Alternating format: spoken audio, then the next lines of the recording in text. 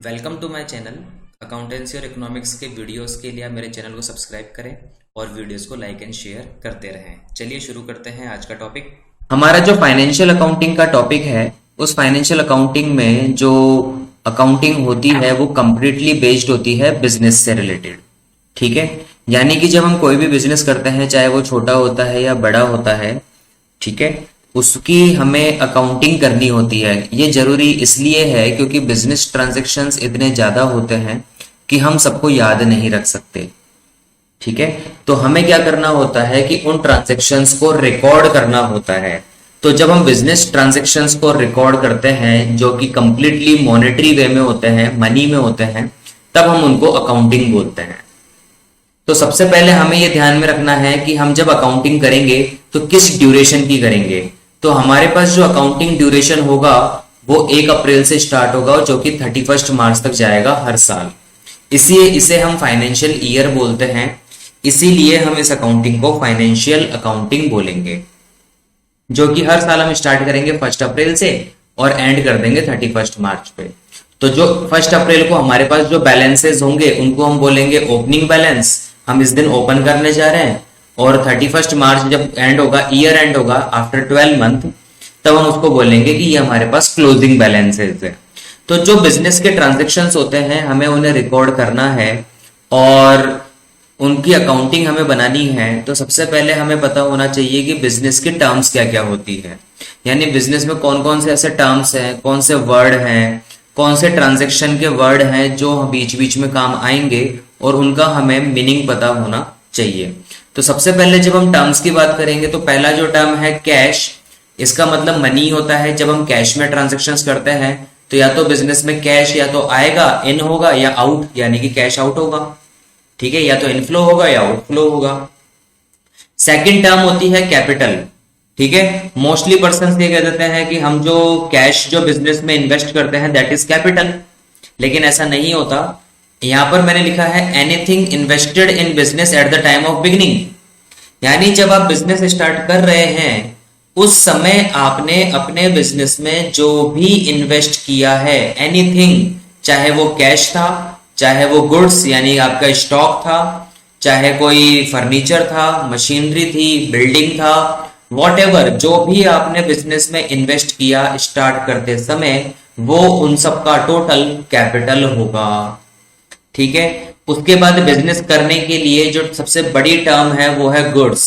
हम किसका बिजनेस करेंगे? हम मान लीजिए कि अगर हमने क्लॉथ बिजनेस ओपन किया है तो क्लॉथ हमारा गुड्स होगा। अगर हमारा जनरल स्टोर है तो जो जनरल आइटम्स होते हैं वो हमारे गुड्स होंगे। अगर हमारा मेडिकल स्टोर है तो जो मेडिसिन होती है वो हमारा गुड्स है। यानी कि जो बिजनेस हम जिस प्रोडक्ट का, जिस गुड्स का या जिस प्रोडक्ट का हम बिजनेस करते हैं वो हमारा गुड्स कहलाता है। तो उस प्रोडक्ट के साथ हम क्या क्या करते हैं? हम उस प्रोडक्ट को हम परचेज कर सकते हैं। ठीक है, तो ये एक टर्म यहाँ पे काम में लेंगे परचेज।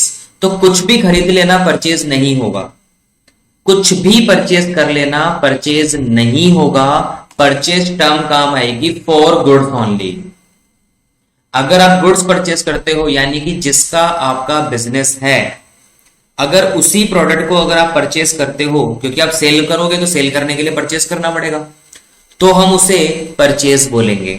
लेकिन उस गुड्स के अलावा मान लीजिए आपने कोई फर्नीचर परचेज किया है, मशीन परचेज की है, या वॉटएवर कोई भी अदर थिंग आपने परचेज किए, तो उसका नाम आएगा। यानी कि आपने फर्नीचर परचेज किया तो फर्नीचर बोलना पड़ेगा, उसका फर्नीचर टर्म काम में लेंगे, परचेज टर्म काम में नहीं लेंगे। परचेज टर्म काम में लेंगे सिर्फ गुड्स के लिए। इसी तरीके से जब आप गुड्स उस प्रोडक्ट को सेल करोगे जिसका आप बिजनेस करते हो तो हम उसको सेल्स बोलेंगे। तो सेल्स वर्ड काम आएगा सेलिंग ऑफ गुड्स ओनली के लिए। और अगर गुड्स के अलावा अगर हमने कुछ और सेल किया तो उसका नाम लिखा जाएगा। फर्नीचर सेल किया तो फर्नीचर लिखेंगे, मशीनरी सेल करेंगे मशीनरी लिखेंगे। ठीक है, कोई पुराना कंप्यूटर या कुछ सेल किया है तो कंप्यूटर लिख दो या फिर ऑफिस इक्विपमेंट लिख दो, लेकिन सेल्स वर्ड नहीं आएगा।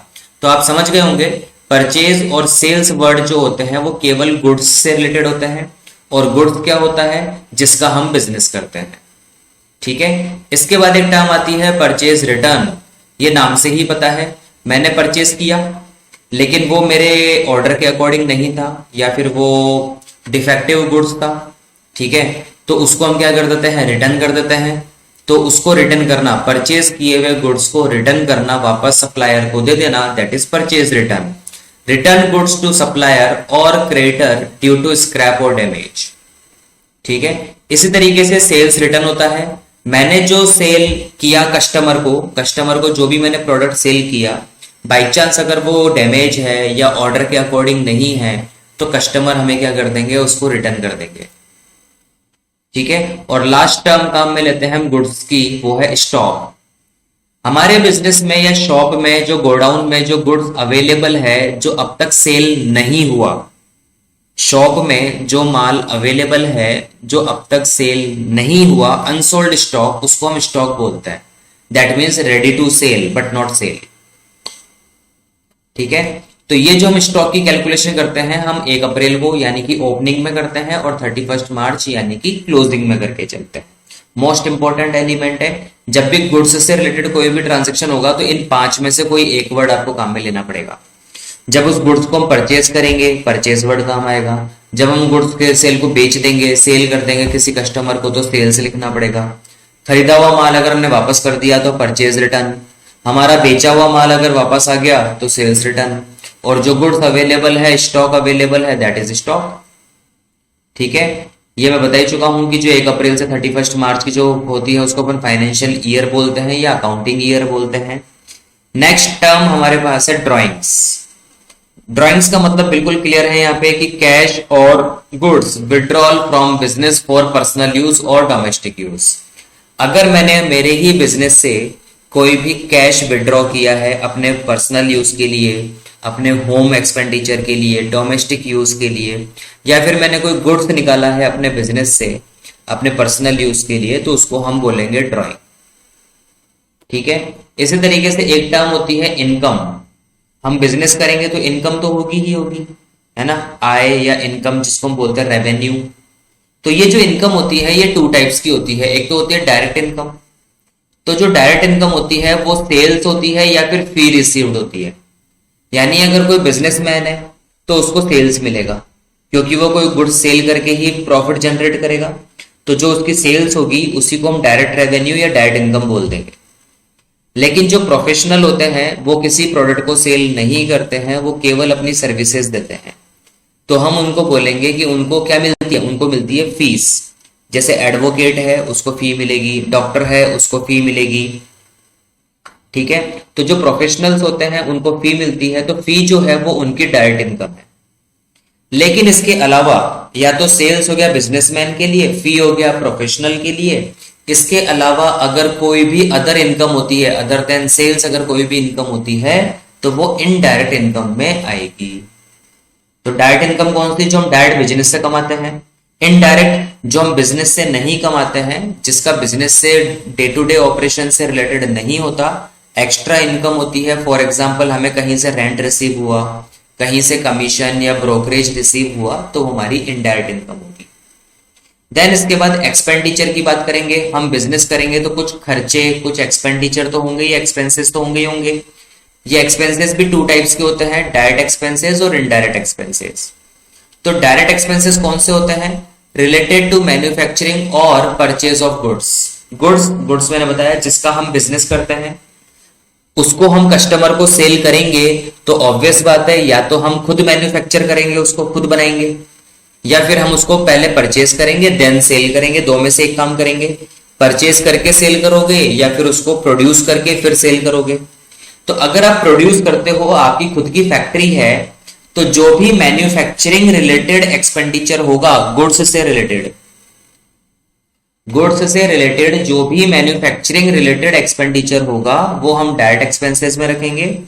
या फिर हमने गुड्स को परचेज किया है, तो गुड्स को परचेज करेंगे तो गुड्स को लाने के लिए जो हम व्हीकल जो हम फेयर देते हैं, जिसको हम कैरेज या फ्रेट बोलते हैं, या फिर हम कोई टैक्स वगैरह पे करते हैं, ऑक्ट्रॉय वगैरह जो पे करते हैं, ठीक है, कस्टम ड्यूटी पे करते हैं, इंपोर्ट ड्यूटी, एक्सपोर्ट ड्यूटी जो हम पे करते हैं परचेज करने में। एक्सपोर्ट तो फिर सेल्स में हो जाता है। इंपोर्ट ड्यूटी जो हम पे करते हैं परचेज करते समय, तो वो सारे एक्सपेंडिचर जो गुड्स को परचेज करने में हुए हैं, वो सब डायरेक्ट एक्सपेंसेस होंगे। लेकिन इन सब के अलावा जो एक्सपेंडिचर होंगे वो सारे इनडायरेक्ट एक्सपेंसेस होंगे, all other than direct. For example, अगर हम हमारी प्रॉपर्टी का रेंट पे करते हैं, तो प्रॉपर्टी का रेंट पे करना मैन्युफैक्चरिंग या फिर परचेज से रिलेटेड नहीं है, तो वो इनडायरेक्ट है। अगर हम हमारे स्टाफ को सैलरी पे करते हैं, तो स्टाफ को सैलरी पे करना मैन्युफैक्चरिंग या परचेज से रिलेटेड नहीं है, तो वो इनडायरेक्ट है। अगर हम इंश्योरेंस प्रीमियम पे करते हैं, तो उसका भी मैन्युफैक्चरिंग या परचेज से कोई रिलेशन नहीं है, तो वो इनडायरेक्ट है। तो समझ में आ गया होगा, जो भी गुड्स से रिलेटेड होगा, परचेज या मैन्युफैक्चरिंग रिलेटेड होगा, वो हम डायरेक्ट एक्सपेंसेस में रख देंगे, और जो भी एक्सपेंडिचर हमारा परचेज ऑफ गुड्स या मैन्युफैक्चरिंग ऑफ गुड्स से रिलेटेड नहीं होगा, हम उसको इनडायरेक्ट एक्सपेंसेस में रख देंगे। तो इनकम भी दो हो गई हमारी, डायरेक्ट इनडायरेक्ट, और एक्सपेंडिचर भी हमारे दो हो गए, डायरेक्ट और इनडायरेक्ट। इसके बाद मोस्ट इंपॉर्टेंट एलिमेंट आता है एसेट्स। एसेट्स वो होती है जिसके बिना हम बिजनेस नहीं कर सकते। एसेट्स बोल दो, हमारी प्रॉपर्टीज बोल दो, या हमारे रिसीवेबल्स बोल दो, ठीक है। तो इस एसेट्स कैटेगरी को हमने 3 कैटेगरी में डिवाइड किया है, करंट एसेट्स, फिक्स्ड एसेट्स और इन्वेस्टमेंट, ठीक है। करंट एसेट्स, फिक्स्ड एसेट्स और इन्वेस्टमेंट। तो पहले समझते हैं कि करंट एसेट्स क्या होता है। तो करंट एसेट्स होता है, ये वो एसेट्स होती है जो चेंज हो जाती है विद इन 1 ईयर, यानी इनका साइज जो होता है बहुत शॉर्ट टर्म होता है। करंट का मतलब होता है शॉर्ट टर्म, जो बहुत जल्दी चेंज हो जाती है, जिसकी साइज चेंज हो जाती है। फॉर एग्जाम्पल, बिजनेस का कैश। अब बिजनेस का जो कैश होता है वो फिक्स तो रहता नहीं है, डेली अप डाउन होता रहता है, इसमें फ्लक्चुएशंस आते रहते हैं। बैंक बैलेंस ये भी चेंज होता रहता है। हमारे डेटर्स यानी हमारे कस्टमर, ये भी हमारी एसेट्स होता है। कस्टमर भी हमारी एसेट्स होते हैं, क्योंकि हमने जब इनको कोई ना कोई उधार सेल्स किया होगा या क्रेडिट पर हमने इनको कुछ गुड्स दिया होगा, तो हम इनसे मनी कॉल करते हैं, मनी मांगते हैं हम इनसे। तो जब तक ये हमें पैसे नहीं देंगे, तब तक ये हमारे कस्टमर हमारे डेटर्स के नाम से हमारे एसेट्स में रहेंगे। रिसीवेबल्स ही हमारे, जिनसे पैसा लेना है। और स्टॉक मैंने बताया था अनसोल्ड स्टॉक होता है, ठीक है। तो ये गुड्स जब फ्यूचर में सेल होगा तो वो कैश में कन्वर्ट हो जाएगा। तो कोई भी ऐसी एसेट्स जो बहुत जल्दी कैश में कन्वर्ट हो जाएगी, उसको हम करंट एसेट्स बोलते हैं। फिक्स्ड एसेट्स नाम से ही पता है, फिक्स रहेगी, जैसे बिल्डिंग हो गया, फर्नीचर हो गया, मशीनरी हो गया और गुडविल वगैरह हो गया। यानी आप एक बार इनको इन्वेस्ट कर दोगे तो कई साल तक हम इनको चेंज नहीं करते। अगर इनको चेंज भी करेंगे तो 5 ईयर 10 ईयर के बाद हम इनको चेंज करते हैं। तो इसलिए हम इनको फिक्स्ड एसेट्स बोलेंगे। और बिजनेस करने में हमें ये सब कुछ चाहिए। बिजनेस का जो एक्स्ट्रा मनी होता है हम उसको क्या कर देते हैं, इन्वेस्ट कर देते हैं, इन्वेस्टमेंट। आजकल आपने नाम सुना होगा, म्यूचुअल फंड में हम इन्वेस्ट कर देते हैं, शेयर्स में इन्वेस्ट कर देते हैं, फिक्स्ड डिपॉजिट में, एफडी में हम इन्वेस्ट कर देते हैं, कोई प्लॉट परचेज कर लेते हैं, कोई लैंड परचेज कर लेते हैं, या LIC करवा लेते हैं। तो ये जो भी पैसा होता है, जो एक्स्ट्रा बेनिफिट अमाउंट होता है, प्रॉफिट अमाउंट होता है, हम उनको इन्वेस्ट कर देते हैं। तो वो भी हमारी एसेट्स है, क्योंकि फ्यूचर में ये हमें वापस पैसा मिलेगा विद इंटरेस्ट, विद प्रॉफिट हमें वापस मिलेगा। और इसके बाद लास्ट जो टर्म हमारे पास है that is current liabilities. Liabilities है, सॉरी, जिसको हम पेबल्स भी बोलते हैं। लाइबिलिटीज का मतलब जो हमें मार्केट में पे करना है, जिसे हमें मार्केट में पे करना होता है, चुकाना होता है, उसे हम बोलते हैं लाइबिलिटीज। जितनी आपके पास एसेट्स होगी उतनी ही आपके पास लाइबिलिटीज भी होंगी, ठीक है, जो हम मार्केट में पे करने वाले हैं। एसेट्स हमारी रिसीवेबल्स थी, जहां से हमें मनी मिलने वाला था। लाइबिलिटी जहां हमें मनी पे करना है। ये भी 3 टाइप्स की होती है करंट लाइबिलिटीज। ये करंट लाइबिलिटीज वो होती है जो हमें पे करनी है with in 1 year. Less than 1 year में हमें इनको पे करना होता है। फॉर एग्जाम्पल, हमारे क्रेडिटर या सप्लायर जिससे हम परचेज करते हैं, ठीक है। हम सारा माल कैश में परचेज नहीं करते, कुछ माल हम उधार में यानी कि जो क्रेडिट होती है उसमें भी हम परचेज करते हैं। तो जब हम परचेज करते हैं तो हमें 10 डेज, 15 डेज या 1 मंथ, 2 मंथ के अंदर अंदर हम उनको पेमेंट करते हैं। तो यानी कि शॉर्ट टर्म पीरियड में ही हम इनको पेमेंट करते हैं। तो ये हमारे सप्लायर, हमारे लाइबिलिटीज हैं। बैंक ओवरड्राफ्ट, अगर करंट अकाउंट हमारा है तो बैंक हमें एक फैसिलिटी देता है कि हमारे डिपॉजिट अमाउंट से ज्यादा हम विड्रॉ कर सकते हैं। यदि हमारे पास 10,000 डिपॉजिट है बैंक में तो हम 15,000 विड्रॉ कर सकते हैं, ये हमें फैसिलिटी देता है। तो 5,000 जो हमने एक्स्ट्रा विड्रॉ किया है वो हमारा बैंक ओवरड्राफ्ट है, जो कि हमें बैंक को वापस पे करना है। शॉर्ट टर्म लोन हो गया ये, तो इसलिए ये हमारी करंट लायबिलिटी है। आउटस्टैंडिंग एक्सपेंसेस, ऐसे कोई भी एक्सपेंडिचर जो ड्यू तो हो चुके हैं, जो ड्यू हो चुके हैं पर अभी तक हम इनको पे नहीं कर पाए, तो वो होगा आउटस्टैंडिंग एक्सपेंडिचर। फॉर एग्जांपल, आपके प्रॉपर्टी का रेंट ड्यू हो गया पर आपने पे नहीं किया, आपका इलेक्ट्रिसिटी बिल आपका ड्यू है पर आपने पे नहीं किया, किसी की सैलरी ड्यू है पर आपने पे नहीं किया, तो ये आपकी लायबिलिटी है जो कि लेस देन 1 ईयर में आपको क्या करनी है, पे करनी है। एक होती है लॉन्ग टर्म लायबिलिटी, जो कि नाम से ही पता है काफी लॉन्ग टर्म होती है, मोर देन 1 ईयर तो होगी ही होगी, ये 5 ईयर 10 ईयर्स तक की होती है, जिसमें बैंक लोन आता है या मॉर्गेज लोन आता है। ठीक है, जिसमें हम बैंक से लोन लेते हैं, मॉर्गेज लोन यानी कुछ गिरवी रख के लोन लेते हैं, गोल्ड या फिर कोई प्रॉपर्टी के पेपर हम गिरवी रख के जो लोन लेते हैं, तो उसको हम जब रीपेमेंट करते हैं इंस्टॉलमेंट में, तो 5 ईयर 10 ईयर 15 ईयर्स तक का क्या होता है, वो लोन होता है। ठीक है, तो ये भी काफी लंबा प्रोसीजर है। देन उसके बाद कैपिटल, कैपिटल एक वर्ड आया था ऊपर ही ऊपर, सेकंड पॉइंट हमारे पास कैपिटल आया था। ये कैपिटल भी हमारी लायबिलिटी है, ये कैपिटल भी हमारी लायबिलिटी है, हमारी नहीं मतलब हमारे बिजनेस की लायबिलिटी है। क्यों है? क्योंकि मान लीजिए कि मैं बिजनेसमैन हूं, मैंने अपने बिजनेस में जो कैपिटल इन्वेस्ट किया है, ठीक है, मैंने अपने बिजनेस के अंदर जो कैपिटल इन्वेस्ट किया है, वो कैपिटल मेरे लिए तो क्या है, असेट है, क्योंकि मैं बिजनेस से वापस लूंगा, लेकिन मेरे बिजनेस के लिए वो लायबिलिटी हो जाएगा, क्योंकि मेरा बिजनेस इस कैपिटल के बदले में मुझे प्रॉफिट अर्न करके देगा। मैंने इसीलिए कैपिटल लगाया है मेरे बिजनेस में। तो अकाउंटिंग ये कहती है, अकाउंटेंसी ये कहती है कि जो बिजनेस होता है और जो बिजनेसमैन होता है वो दोनों अलग अलग होता है, सेपरेट एंटिटी होती है दोनों की। ठीक है, तो कैपिटल जो होती है वो बिजनेस के लिए लायबिलिटी है, क्योंकि बिजनेस को कैपिटल के बदले में प्रॉफिट जनरेट करना है। ठीक है, और बिजनेसमैन उस प्रॉफिट को कंज्यूम करेगा, तो इसीलिए कैपिटल जो हो गया वो हमारी लायबिलिटी हो गई है। अब इसके बाद हम बात करेंगे टाइप्स ऑफ अकाउंट्स के बारे में। अब हमने काफी सारे अकाउंट्स तो पढ़ ही लिए, ऊपर 8 पॉइंट्स हमने पढ़ लिए हैं, तो इन सारे अकाउंट्स को हम क्या करते हैं, कैटेगरी बना देते हैं। ठीक है, तो जब हम अकाउंट्स की कैटेगरी बना देंगे तो उसको बोल देंगे टाइप्स ऑफ अकाउंट्स। तो हमने 3 कैटेगरी बना दी यहाँ पे, पर्सनल अकाउंट, रियल अकाउंट और नॉमिनल अकाउंट।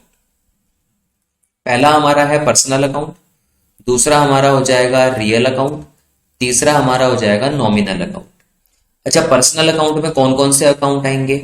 मान लो कि कोई पर्सन है, किसी पर्सन का नाम है, कोई भी है, राम श्याम मोहन हरि विजय, कोई भी नाम है, तो वो पर्सन का जो भी नाम होगा वो पर्सनल अकाउंट में आएगा। अगर कोई कंपनी का नाम है, एयरटेल, रिलायंस, वोडाफोन, टाटा, ठीक है, तो कोई भी कंपनी का नाम है तो वो भी हमारा पर्सनल अकाउंट माना जाएगा, क्योंकि कंपनी को भी पर्सन माना जाता है, आर्टिफिशियल पर्सन होती है कंपनी। अगर कोई ऑर्गेनाइजेशन है, एनजीओ वगैरह है, तो उसको भी हम पर्सनल अकाउंट में रखेंगे। कोई इंस्टीट्यूशन है, कोई कॉलेज है, कोई स्कूल है, कोई ट्यूशन सेंटर है, तो हम उसको भी क्या बोलेंगे, पर्सनल अकाउंट में रखेंगे। या फिर कोई फर्म है, सोल प्रोप्राइटरशिप है या पार्टनरशिप फर्म है, तो हम उसको भी पर्सनल अकाउंट में रखेंगे।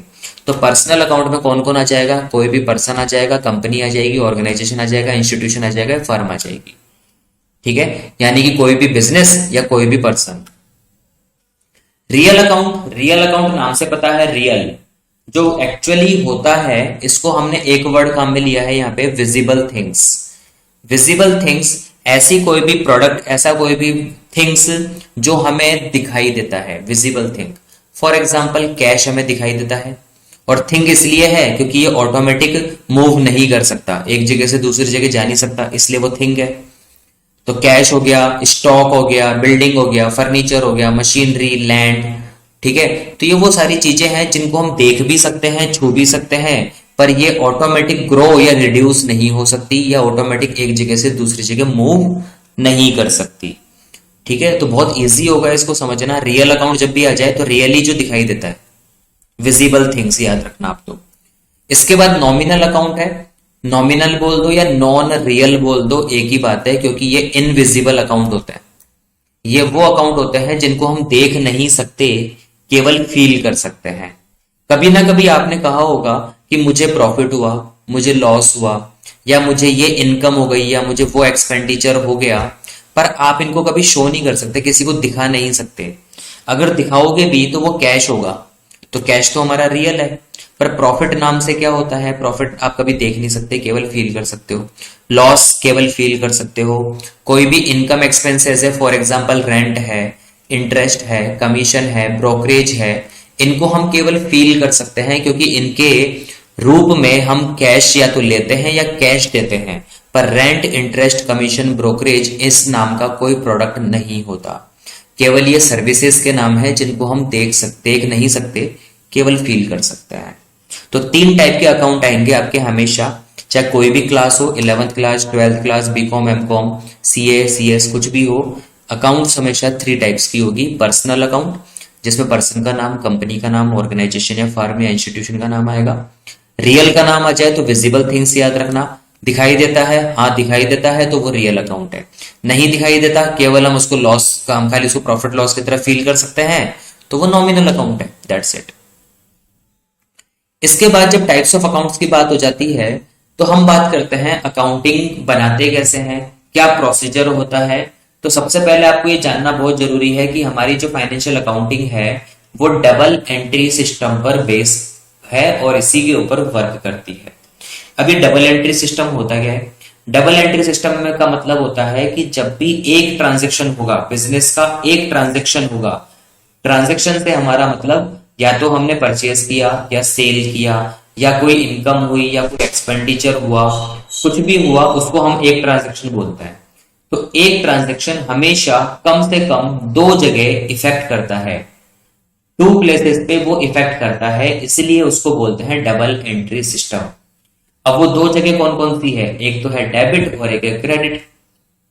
ठीक है, तो इस डबल एंट्री सिस्टम को समझने के लिए हमारे पास कुछ रूल्स होते हैं और ये रूल्स ही हमारे सबसे ज्यादा काम आने वाले हैं। पूरी अकाउंटिंग में सबसे ज्यादा अगर कोई चीज काम आएगी तो ये रूल्स ऑफ अकाउंट्स काम आएगी। यही हमें बताते हैं कि किस एलिमेंट को हमें डेबिट साइड रखना है और किस एलिमेंट को हमें क्रेडिट साइड रखना है। ठीक है, क्योंकि हर क्लास में, हर अकाउंटिंग में ये रूल्स फिक्स होते हैं। तो फाइनेंशियल अकाउंटिंग जो होती है वो कंप्लीटली बेस्ड किसके ऊपर है? डबल अकाउंट सिस्टम पर है। और डबल अकाउंट सिस्टम का मतलब होता है, एक होता है डेबिट साइड और एक होता है क्रेडिट साइड, जिसको हम डीआर और सीआर से डिनोट करते हैं। ठीक है, तो यहां पर हम किसे डेबिट में रखेंगे और किसे क्रेडिट में रखेंगे। ऐसा तो है नहीं कि जब आप परचेस करोगे तो डेबिट में रख दो और सेल करो तो भी डेबिट में रख दो, नहीं, दोनों अलग अलग है। इनकम को अगर मैं एक तरफ रख दूं तो उसी तरफ मैं एक्सपेंडिचर को भी रख दूं, ऐसा नहीं होगा। तो हर एक के लिए अलग अलग साइड बनाई गई है जो कि रूल्स ऑफ अकाउंट्स में समझ में आती है। तो रूल्स ऑफ अकाउंट्स में सबसे पहला हमारा जो अकाउंट था, जो ऊपर हमने पढ़ा था, पर्सनल अकाउंट था, दूसरा रियल अकाउंट था और तीसरा नॉमिनल अकाउंट था। ठीक है, तो जो पर्सनल, रियल, नॉमिनल अकाउंट में जो हमने कैटेगरी बनाई है, उसी कैटेगरी के हिसाब से हमने रूल्स बनाए हैं। और वो रूल्स क्या कहते हैं? पर्सनल अकाउंट का रूल ये कहता है कि आप डेबिट करोगे रिसीवर को, यानी जो कुछ लेने वाला है ना, रिसीव करने वाला है सामने वाला, उसको आप क्या कर दोगे? हमेशा डेबिट कर दोगे। फॉर एग्जाम्पल, आपने कोई प्रोडक्ट सेल किया, मान लीजिए आपका बिजनेस है, आपने अपने बिजनेस से कुछ प्रोडक्ट किसी पर्सन को सेल किया जिसका नाम मान लीजिए कि हरी है। तो हरी को अगर आपने गुड्स सेल किया है तो हरी जो है वो रिसीवर है, क्योंकि आप सेल करोगे तो गुड्स उसको मिलेगा, सामने वाले को मिलेगा। तो हरी यहाँ पर रिसीवर है, तो आप हरी को डेबिट करोगे, आप पर्सनल अकाउंट है हरी। उसके बाद मान लीजिए 3 दिन बाद हरी वापस आपकी शॉप पे आता है और आपको पेमेंट करता है, तो अब हरी जो है वो गिवर हो गया। तो अब आप हरी को क्या कर दोगे? क्रेडिट कर दोगे। तो debit the receiver and credit the giver, ये रूल है, ये आपको याद रखना होगा। जब अगर सामने वाला अगर पर्सन रिसीवर है तो आप उसको डेबिट कर देंगे और सामने वाला पर्सन जब गिवर होगा तो आप उसको क्रेडिट कर दोगे। इससे क्या होगा? जो अमाउंट आपने पहले डेबिट में रखी होगी, अगर उतना ही अमाउंट उसने पे कर दिया तो आप क्रेडिट में रख दोगे, तो डेबिट और क्रेडिट साइड दोनों उसके इक्वल हो जाएंगे। इसका मतलब उसका अकाउंट क्लोज हो गया, अब उसका कोई ड्यू नहीं है। तो ये रूल फिक्स है, रिसीवर जब भी आ जाए आप डेबिट करोगे, गिवर हो जाए क्रेडिट करोगे। रियल अकाउंट में आप डेबिट किसे करोगे? व्हाट कम्स इन, जो भी आपके बिजनेस में आएगा, बिजनेस में जो भी आपके रिसीव होगा, जो भी आएगा आप उसको डेबिट करोगे, और आपके बिजनेस से जो कुछ भी जा रहा है आप उसको क्रेडिट करोगे। So debit what comes in and credit what goes out. आपने परचेज किया तो अब गुड्स आपके पास आ रहा है तो आप डेबिट करोगे, आप सेल करोगे तो गुड्स आपके यहां से जा रहा है तो आप क्रेडिट करोगे, आप इनकम करते हो तो इनकम होती है आपको तो पैसा आएगा, कैश आएगा तो आप डेबिट करोगे, कोई एक्सपेंडिचर हुआ तो पैसा जाएगा, कैश जाएगा तो कैश आप उसको क्रेडिट करोगे। इस तरीके से आपको देखना होगा कि कब कोई प्रोडक्ट आ रहा है और कब कोई प्रोडक्ट जा रहा है। इसी तरीके से जो नॉमिनल अकाउंट है, तो नॉमिनल अकाउंट में आप डेबिट करोगे ऑल एक्सपेंसेस एंड लॉसेस। जब भी आपको कोई खर्चा हो जाए, रेंट पे कर दिया, इंटरेस्ट पे हुआ, कमीशन पे कर दिया हमने, या किसी प्रोडक्ट को सेल करने में हमें लॉस हो गया, तो ऐसे केसेस को, लॉसेस को और एक्सपेंडिचर्स को आप क्या करोगे? डेबिट करोगे। तो इसका अपोजिट क्रेडिट किसको करोगे? ऑल इनकम्स एंड गेन्स या प्रॉफिट को। तो जब भी आपको कोई इनकम हो जाए, आपको कमीशन रिसीव हुआ, इंटरेस्ट रिसीव हुआ, तो अगर आपको कोई भी ऐसी थिंग, इनविजिबल थिंग अगर आपको कोई रिसीव होती है तो आप उसको क्या करेंगे? क्रेडिट करेंगे।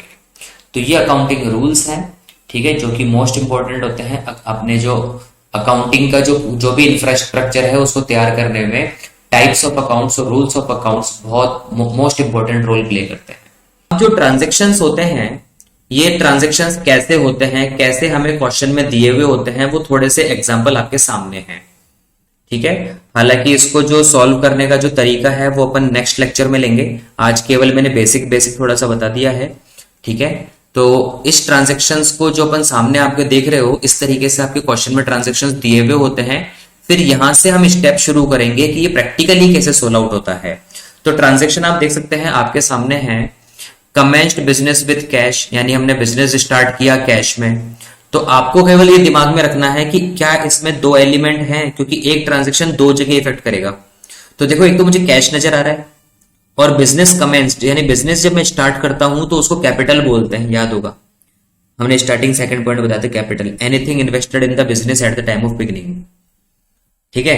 तो जब भी हम बिजनेस स्टार्ट करते हैं तो कैपिटल, मैंने कैश से बिजनेस स्टार्ट किया 80,000, तो 80,000 हमारा कैश भी है और हमारी कैपिटल भी है।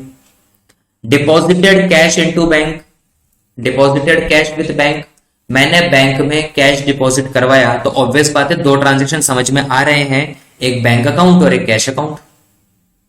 बैंक में क्या गया? कैश गया, तो बैंक अकाउंट रिसीवर हो गया। बैंक हमारी क्या है? ऑर्गेनाइजेशन है, कंपनी है, ठीक है। कैश रियल है क्योंकि वो कैश हमारे यहां से जा रहा है। अगर मैंने गुड्स परचेज किया बाय पेइंग कैश, अगर मैं गुड्स परचेज करता हूं और कैश पेमेंट करता हूं, तो इसका मतलब क्या हुआ? गुड्स मेरे पास आएगा, व्हाट कम्स इन, पैसा जाएगा, व्हाट गोज आउट, यानी कि दोनों ही रियल है। तो एक तो परचेज हो गया और एक कैश हो गया। ऐसे ही अगर मैंने गुड्स परचेज किया तरुण से क्रेडिट पर, उधार, तो कैश तो कहीं आएगा नहीं। परचेज किया मैंने तो गुड्स आ रहा है, और तरुण जो है वो गिवर है, क्योंकि रिसीवर तो हम है क्योंकि हमने परचेज किया है। तो तरुण क्या हो गया? गिवर हो गया, ठीक है। तो इस तरीके से हमें क्या करना होता है? इनको पहचानना होता है।